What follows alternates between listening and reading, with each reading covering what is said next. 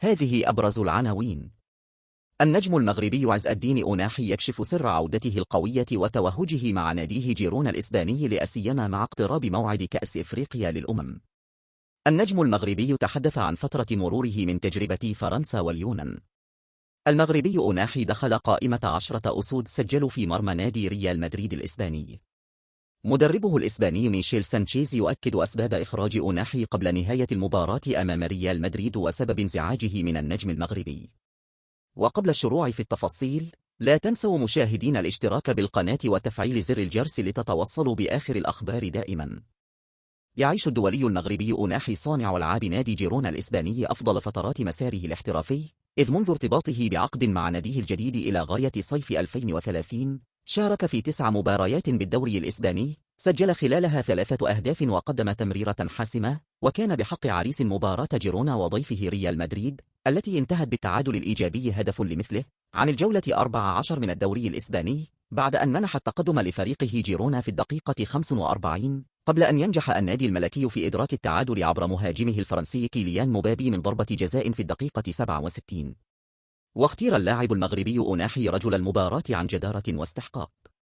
وأضحى الدولي أوناحي 11 لاعبا مغربيا يسجل في مرمى نادي ريال مدريد في الدوري الإسباني، بعد كل من العربي بن بارك، محمد بالمحجوب، حسن فاضل، موحى اليعقوبي، نبيل باها، عبد العزيز برادة، نبيل أزهر، يوسف العربي، أنور التهامي، أيوب الكعبي ثم عز الدين أوناحي. وكشف الدولي أوناحي عن السر وراء تألقه في الدوري الإسباني خلال الموسم الكروي الحالي، حيث استعاد ابتسامته في التدريبات وحماسه الكبير في المباريات. وجاء الفرج في مسار الدولي المغربي بعد فترة عصيبة ومليئة بالتقلبات قضاها بين الملاعب الفرنسية واليونانية، إلا أنه وجد أخيرا بيئة مثالية ساعدته على استعادة مستواه في جيرونا، حيث يقدم أداء يؤكد قيمته التقنية الحقيقية، على الرغم من كونه انضم حديثا إلى النادي الإسباني في فترة لم تتجاوز 3 أشهر، إلا أنه نجح سريعا في تثبيت أقدامه داخل الفريق.